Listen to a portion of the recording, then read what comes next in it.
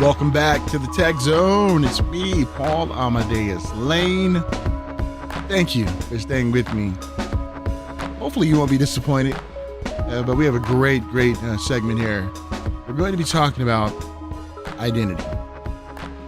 Now, when we use the word identity, especially when it comes to technology, we always think about getting our identities hacked or something, cybersecurity issues. But do you know that identity, when it comes to technology, has an even broader understanding? See, identity has the power to enable accessibility and also security for all. What does that mean? Well, my next guest is going to help me to explain that and about an event that's happening in Washington, D.C., May 15th through the 17th, with some very intriguing and special guest. And I'm so happy to have with me Travis Jarae, who is the founder and CEO of One World Identity, joining me here on the Tech Zone. Travis, how's it going? Very good. Thanks for having me. Travis, your company is dynamic, it is diverse, it is innovative, and you guys have an event happening in DC on May the 15th through the 17th. And before we talk about that event, Travis, why don't you let people know out there about the company and what's the focus of the company out there? Absolutely. So One World Identity is the company. We are a research and strategy group focused on the identity space. So what is identity? Identity is everything that defines you, defines the things that you interact with and that you have access to. So it's a very critical component to everyday life. And Travis, I'm glad you said that, because nowadays we have entered the technological age in which we live in, and identity is so important. Now, a lot of people are really kind of concerned about their identity when they shop, when they live, especially as we enter into the Internet of Things. Is that something they should really be concerned about, Travis, or is it something that we're being led with the hype of being really concerned about it?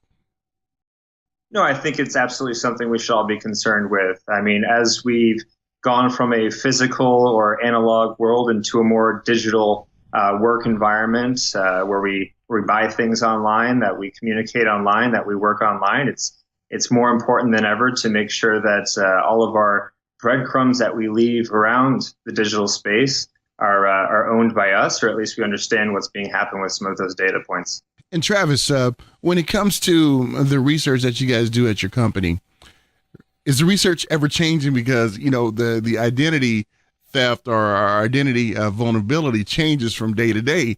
And tell us how difficult it is to really stay on top of the research. It's extremely difficult. Obviously, it's a fast-moving environment. It's an emerging space. There's a lot of really great technologies, a lot of great innovators working on it right now. But identity isn't just about identity theft or cybercrime. There's a lot of other things that identity takes a big part of, including international development, financial inclusion, and other bits that really help a lot of folks out. And let's talk about that, the financial inclusion and things of that sort. And how does identity play a part in that? Absolutely. So there's about 1.5 billion people around the world that do not have a form of legal identity today. So it's about 1/3 of the world. And without a legal identity, you are not given access to basic financial services. So no savings accounts, no loans, no anything. So think about your life with no bank, no access to credit, no way to save money, no way to collect funds, just basically a cash-based society. So by having these financial inclusion initiatives, we're able to actually promote economic growth, which leads to a lot of other things like education, healthcare, and safety around the world. And Travis, how do you help businesses stay ahead of the market trends when it comes to sustainability and also the different strategies out there? How does your company fit in with that?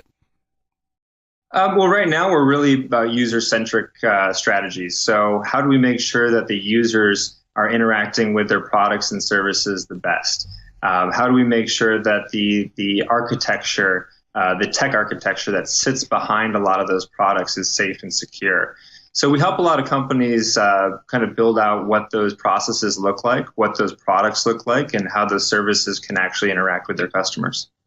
Now let's talk about influencers when it comes to identity and businesses. And why is that so important? And what type of identity should businesses strive for out there as they are growing either globally or nationally?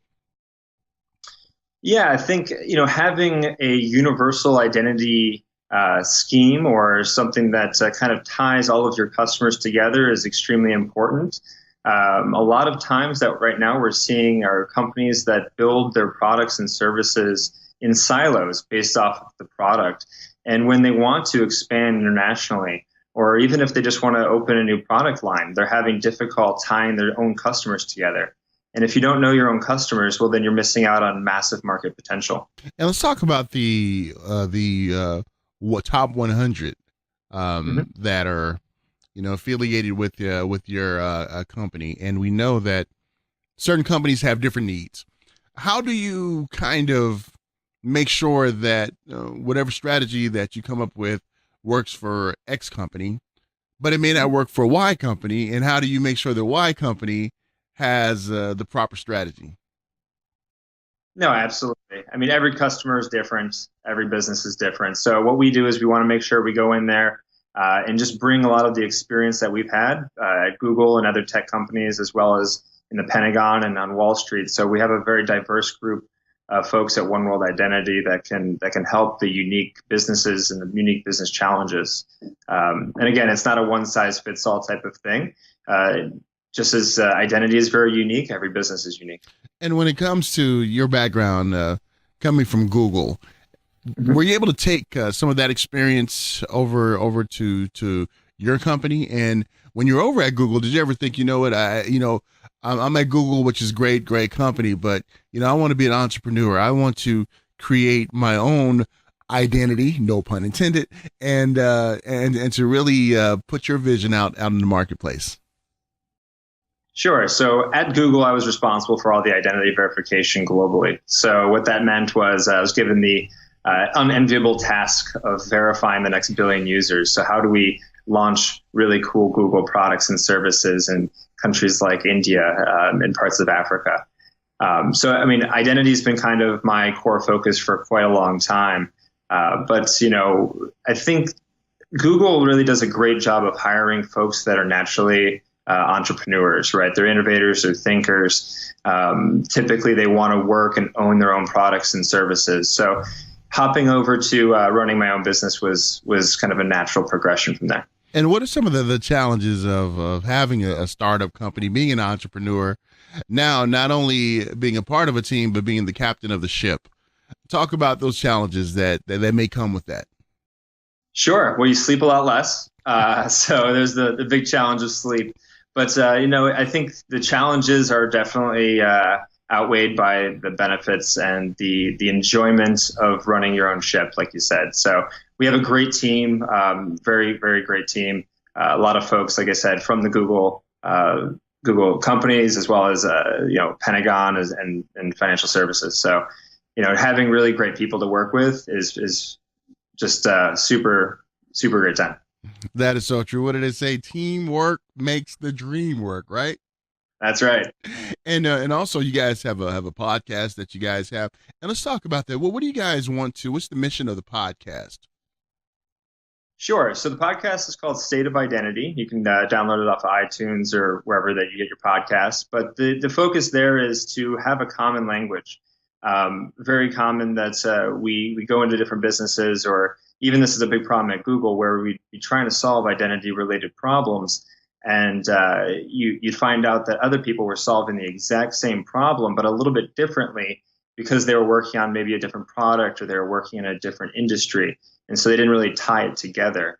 So there's this big problem with common language. And I think the podcast does a really good job of kind of tying those things together and broadening the conversation. And what is kind of the challenges out there when it comes to identity? Because we know at the conference that you guys have coming up, the No Identity Conference, I know that Edward Snowden, he's going to be doing a Q&A from Russia. What are some of the challenges that someone like Snowden may have when it comes to identity? Sure. So I think from the Edward Snowden perspective, obviously he's a very controversial figure, but he's done a lot of really great things to catalyze conversation. So regardless of your personal feelings towards him, he's done a very good job at bringing up big points around privacy and security.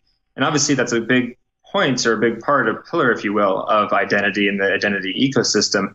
But there's a lot of other folks here that are trying to solve problems, not just around privacy and security, but more along the lines of financial inclusion, like we mentioned before, access to health services, and just overall general better business practice. Absolutely. And Edward Snowden, I think it's amazing him being at your event, and one's being able to hear the Q&A with him.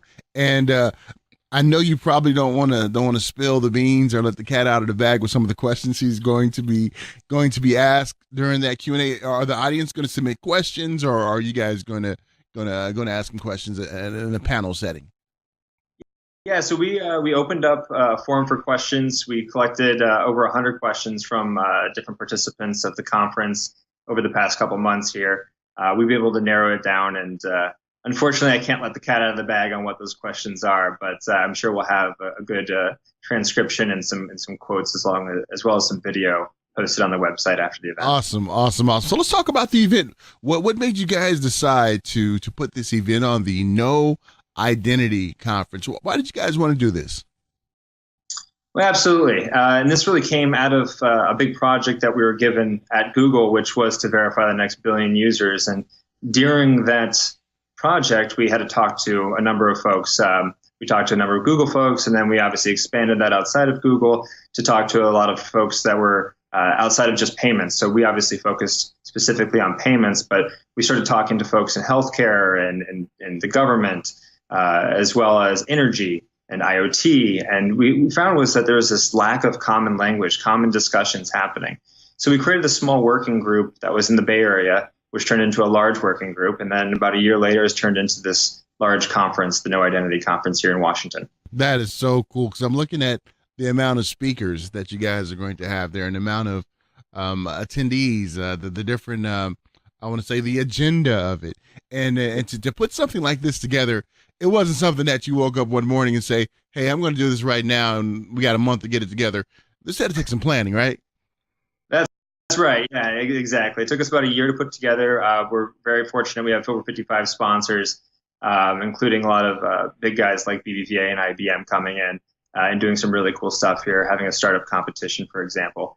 We feel that this show really is going to help the ecosystem grow, especially for entrepreneurs. Over 200 entrepreneurs will be here showing off their own products, their product demos, working on some of the challenges at the hackathon and so forth. So we're very excited. That's one thing I've noticed at a lot of tech events, that they are now having hackathons. I remember I was a moderator at the Black Enterprise Tech Connect Summit in October. And one of the highlights of that conference, of that summit, was a hackathon.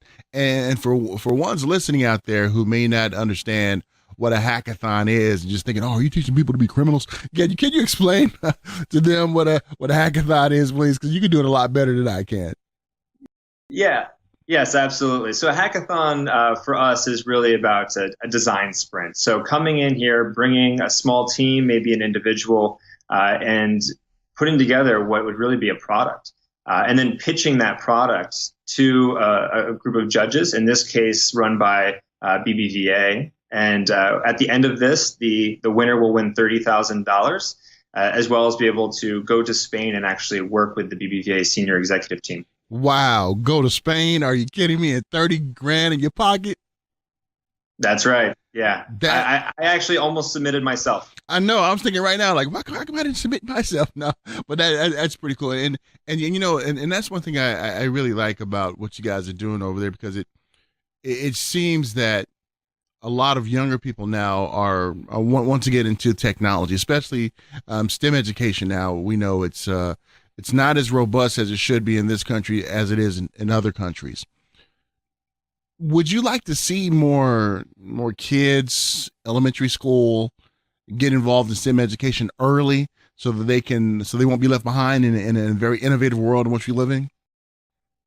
I mean, of course, obviously STEM is something that's very important to me personally. I also think it's very important to have artists and creators and just people that enjoy creating and building things. So whether you are tech focused or if you like to paint, I think that either one you should be exploring those two options and make sure that you're enabled in any direction that you want to go. And let's talk about again the other speakers. We talked about Edward Snowden being there via Skype or teleconference or video conference. Who else is going to be at this event?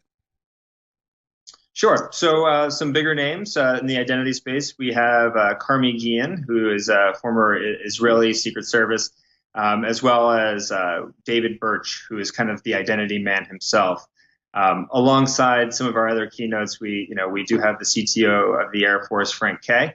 And then in our regular panel discussions, we have people like Steve Wilson, Blake Hall, just to name a few. So it's a very wide-ranged group that not just encapsulates a lot of the techies, but also brings in a lot of the government folks, regulators, and just actually creators. Who should attend this event, Travis? Yeah, I'd say anyone that's interested in the future of identity, whether you are building a solution today or if you're interested in the privacy aspect of it. Obviously, this is a central and key point to building any product today. So if you are interested in building cool products that serve the future, whether that's in IoT, whether that's on the blockchain, whether it's just another a web app, understanding how identity can play a part into your growth you'd be benefited by coming to this conference. And Travis, we know that there's a lot of things that's going to be discussed at this conference.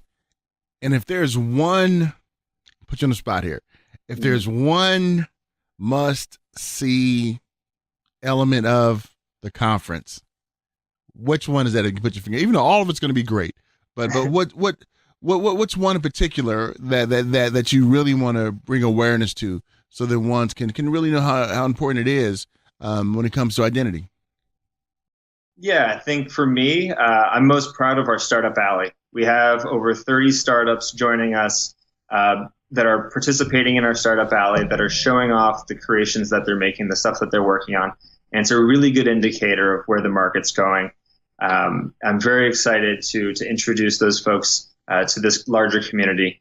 And then obviously, second to that would be the BBVA finalist competition. Very excited to see what some of the entrepreneurs and creators were able to develop within 2 days at the hackathon. Awesome, sweet. It's amazing. And I always like to ask when I have guests on in the industry, were you always kind of drawn to technology, or was it something that you kind of stumbled onto later on in life? Because you look really young, so it's probably not that long. But what made you want to get involved in this field? I really enjoy solving hard problems. And so for me, identity is a very hard problem that needs to be solved. So obviously, this is what drew me into the space. And I think that it's a very important project, very important problem to solve. So that's what drew me in. Well, since you like to solve hard problems, I have a problem. I'm trying to lose weight. Can you help me out with that? Because you like the hard. When you find out, you let me know. I sure will, my friend. But Travis, great talking to you. And I hope this is not the last of the events, because I would definitely love to come to the next one. I think this is this is awesome. Is there any plans of doing this event elsewhere in the United States? Absolutely. So we obviously have this event here in Washington, D.C., and we'll do this annually. I believe next year will be in late March, again at the Ronald Reagan Building right here next to the White House. We also are moving to Singapore, and then also we have several smaller events that happen across the United States. So definitely go to oneworldidentity.com, and there's a drop down there with events, and you can see a full event calendar. And you know what? I can't believe I didn't do this yet. How can ones get tickets to this event going on? We're talking about it. I didn't bring it up, so how can they get tickets to the event happening? Can they still get tickets? Yeah, absolutely. Go to knowidentity.com. That's KNOW, knowidentity.com. and you can get your tickets there. Travis Jarae, founder and CEO of One World Identity. Great talking to you. Would love to catch up with you after the event and talk about some of the buzz and the hype that came out of there. And thank you so much for joining us on the show. And how can ones follow you and catch up with you? Absolutely. You can follow us on at One World Identity. It's on Twitter, or at Travis Jarae. You can always find us there. And then check out the website, www.oneworldidentity.com. We have a podcast link up there, as well as news and other forms of media. Travis, great talking to you, man. Thank you so much. I am so looking forward to seeing some of the transcripts and the video coming out of that No Identity conference in Washington, D.C. And we thank Travis Jarae for joining me, the founder and CEO of One World Identity. Don't forget to check him out. And let me let you know how you can check him out on the Twitter. All right, that's how you can check them out. Or go to their website. Let me find that out right quick. Got to do my due diligence. All right, here's the Twitter. The number one, and then spell out World Identity. So the number one, World Identity. Make sure you follow them on the Twitter so you can find out things that are going on. Hey, coming up next, look who's going to be joining me. Larry O'Connor from OWC. We're going to be talking about great piece of innovation and an award they won at NAB. So we'll be right back right after these messages.